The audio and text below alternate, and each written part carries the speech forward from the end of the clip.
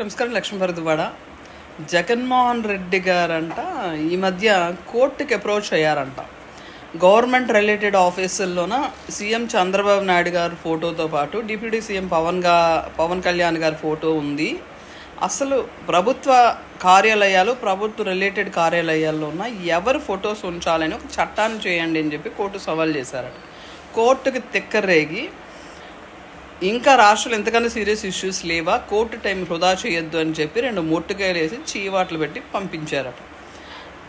జగన్మోహన్ రెడ్డి గవర్నమెంట్లో మాత్రం మనం రూపాయి కష్టపడి పెట్టుకొని ఒక ల్యాండ్ కొనుక్కుంటే ఆ పాస్బుక్ మీద ఈయన ఫోటో ఉండొచ్చు, మన రేషన్ కార్డు మీద ఈయన ఫోటో ఉండొచ్చు, మన పిల్లలు స్కూల్ బ్యాగులు వాటికి నాణ్యత ఉన్నా లేకపోయినా వాటి మీద ఫోటో ఉండాలి, వాటర్ బాటిల్ మీద ఫోటో ఉండాలి, బుక్స్ మీద ఫోటో ఉండాలి, గవర్నమెంట్ బిల్డింగు ఏదైనా స్కూల్ బిల్డింగ్ ఉంటే దాని మీద ఈయన ఫోటో ఉండాలి, అక్కడ టాయిలెట్ మీద ఈయన ఫోటో ఉండాలి, టాయిలెట్ క్లీనర్ మీద ఈయన ఫోటో ఉండాలి.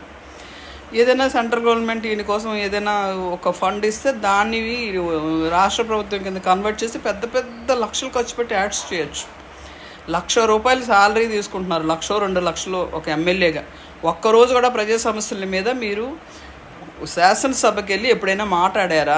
మాట్లాడకపోతే శాలరీ తీసుకోకండి ఈసారి నుంచి.